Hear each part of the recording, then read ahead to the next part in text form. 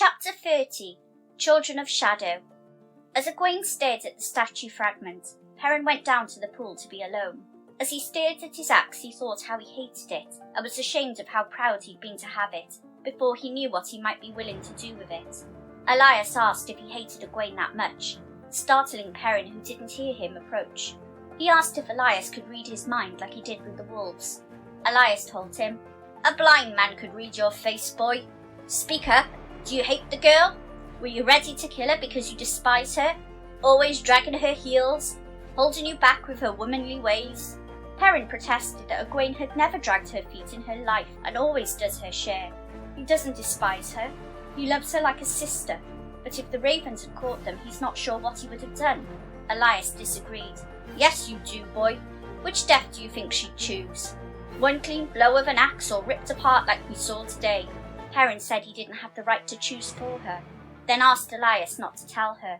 He declared that he hated the axe, and he was a fool for strutting around with it, and he couldn't have done it. He never wants to use it again. Elias insisted that he will, catching Perrin's wrist as the boy made to throw it into the pool. He told Perrin, "As long as you hate using it, you'll use it more wisely than most men. Wait, and if you find yourself not hating it anymore, that'll be the time to throw it away." Perrin thought on the regret he may feel if he needs the axe when it's gone. The wolves sent an urgent warning, causing Elias and Perrin to sprint back to Egwene. Elias told her to douse the fire quickly, then poured the kettle over it when Egwene only stood there in confusion. Perrin helped him bury the fire's remains. Elias muttered that there wasn't enough time to hide that someone had been here, and made an odd comment about being so sure it was the ravens.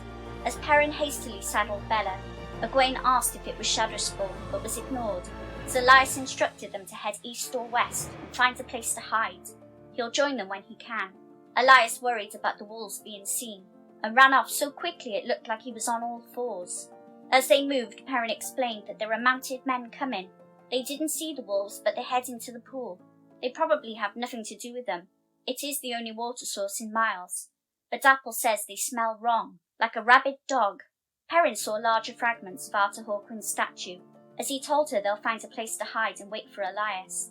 Egwene wondered why they should bother them, then quietly said, "We were supposed to be safe here. Light! There has to be some place safe."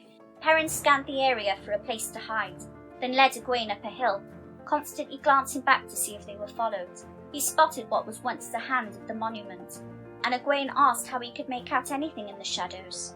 Perrin was stunned. He hadn't realised how well he was seeing in the twilight, until it was pointed out. He told her he felt the rock and hoped the men wouldn't be able to see them in the darkness. The sound of shouting came from the east, and Perrin reluctantly told her that the men had spotted wind. They have torches and are breaking into parties to search the area.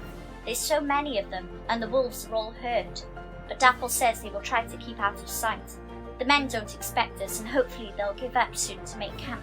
He sensed that Elias was with the wolves now, and wouldn't leave them while the men hunted them.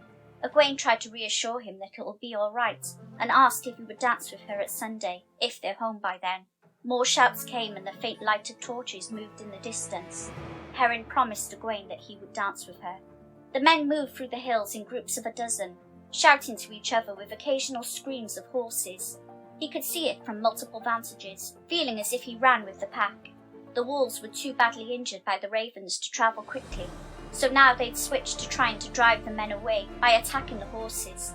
They leapt from the darkness to hamstring the mounts with their fangs, Elias among them using his long knife like a two-footed wolf.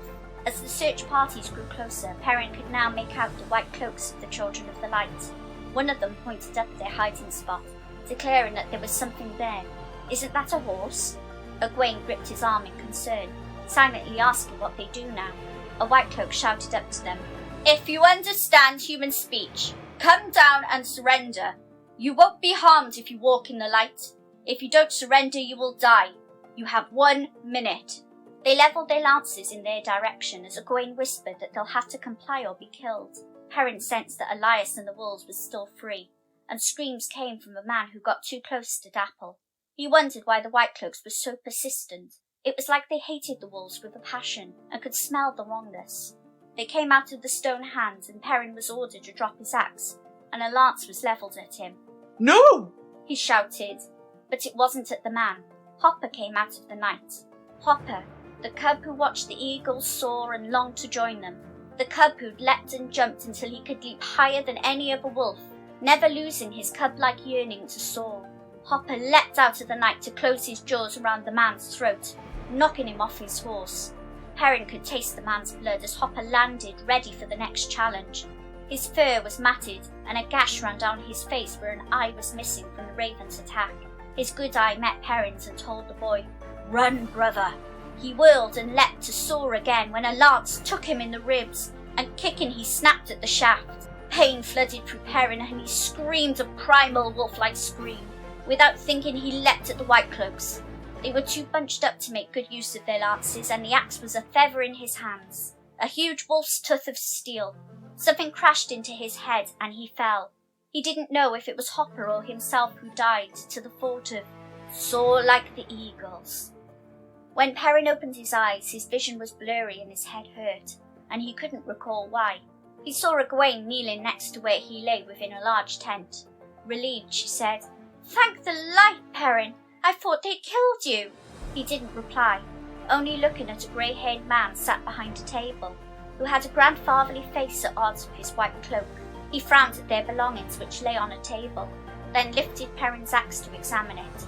He looked at the pair and Perrin tried to rise, but sharp pain stabbed his limbs, making him flop back to the ground. Egwene showed him she was bound hand and foot, with another rope joining the bindings, preventing them from standing. Perrin was shocked and wondered who they thought they were to bind them so. A man entered the tent with a long, gaunt face, and Perrin saw 2 guards outside. He addressed the man at the table as "My Lord Captain," in a hard, expressionless voice. The old man asked if he had a tally of their losses, and is told 9 men, 23 injured, 7 seriously but all can ride. 30 hamstrung horses had to be put down, and many of the remounts are scattered and may take days to recover. The commander told him, "We do not have days, child buyer. We ride at dawn. We must reach Camelling in time, yes? What do we have to show except for this pair?" Buyer told him he skinned the wolf that was with them. "It'll make a fine rug for the Lord Captain's tent." Hopper, Perrin realised, and began to growl, struggling at his bonds until his wrists were wet with his blood from the ropes.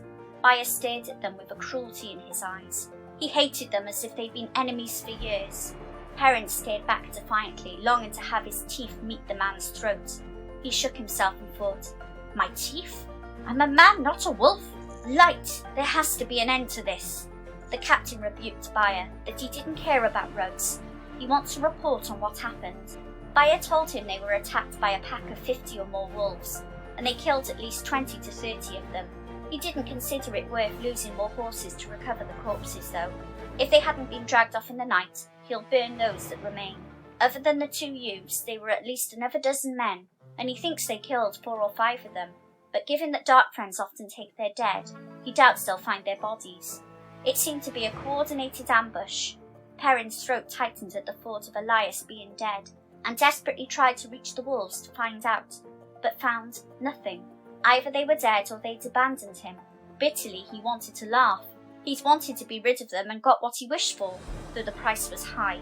The old man laughed, mocking Buyer's assessment of the attack, saying when he sees more action he'll have a better understanding. He gives his own assessment, that there were only 6 to 8 wolves and no other humans than the 2 before them. Buyer has true zeal, but no experience outside of cities. He suspects they were here for the same reasons they were, the only water source in a day's travel. A simpler explanation than spies and traitors. Buyer will learn with experience. Buyer's face darkened and shot a look at the pair. Perrin could see he hated them even more now for witnessing his shame. The old man asked Buyer about the axe, handing it to him. Buyer admired its craftsmanship and declared it was not the weapon of a villager or farmer.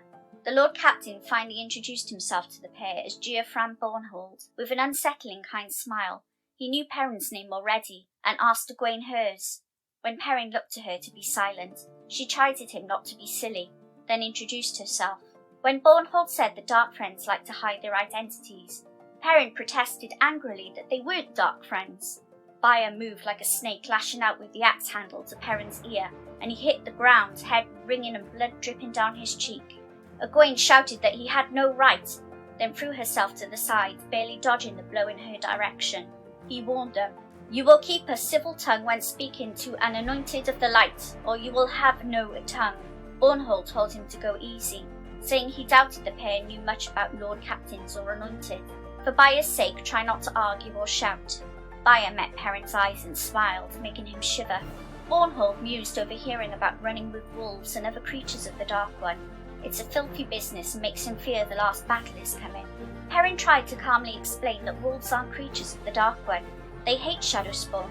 Bornhald asked who told them that, and Egwene said it was a warder, adding that he told them Trollocs fear wolves. Bornhald sighed and said the warders are creatures of the Tar Valon witches, and thus are dark friends too, so can't be trusted. He pointed out that some Trollocs have the muzzles and fur of wolves. Perrin's head felt like jelly, but sensed something was wrong here. Egwene told him not all Trollocs are like that. Some have horns, beaks and hooves. Bornhald shook his head sadly, and told them that he gave them a chance, but they've dug themselves deeper. They run with creatures of the Dark One, admit being acquainted with a warder, carry a Tar Valon coin, when most men exchange them as soon as they leave the city. Perrin carries a weapon beyond his means, and they have knowledge of Shadowspawn that few south of the Borderlands have. In a way that made them feel like a grandfather found the children misbehaving, he asked them to tell the truth. Perrin could see that Egwene was going to use one of the stories they concocted, but knew it wouldn't work. He was convinced that they were dark friends, and catching the tiniest lie would cement that idea. He spoke first and said they were from the Two Rivers. They'd left to see Caemlyn. On the way they'd heard of the ruins of a great city and wanted to explore it, but when they found Shadala Goth they found Trollocs as well. They escaped across the river and found themselves completely lost until they found a man who guided them, but never gave his name. The first they'd seen the wolves was after the children had arrived. They were hiding to avoid being eaten or killed by the men. If they'd known they were children of the light, they'd have gone straight to them for aid. Byer snorted in disbelief as Bornhald asked where the warder came into that story. Perrin's mind went blank, and Egwene broke in and said they met him in Baerlon. The inn they stayed in was packed, so they had to share a table with him during their meal. Bornhald ordered Byer to return their belongings except the axe, and Egwene asked if they were being let go. Sadly, Bornhald said, "Of course not, child. You may be telling the truth, but Shadala Goth is a name few other than dark friends know, and those who do know not to go there. I suggest you think of a better story before we reach Amador. You'll have time while we pause in Caemlyn. There is freedom in truth and the light." Byer objected. They must reach Caemlyn in time, and with many of the remounts gone, they'll be pressed to arrive in time, even without prisoners. When asked what he suggests instead, Byer said the penalty for being a dark friend is death. There's no truce with the shadow and no mercy for dark friends. Bornhald told him that zeal is to be applauded, but as he tells his son, too much can be a fault. The tenets say, "No man is so lost that he cannot be brought to the light. They are too young to be deep in the shadow, and can be led to the light. We must give them the chance." He told Egwene that if she refuses to come to the light by the time they reach Amador, she'll be given to the questioners, and Byer's zeal is a candle to theirs. Turning to Perrin, he said, "You, Perrin from the Two Rivers, you killed 2 children. For you, I fear, the gibbet waits in Amador." Thanks for listening. Please like, share and subscribe and help get a new channel off the ground. Thank you.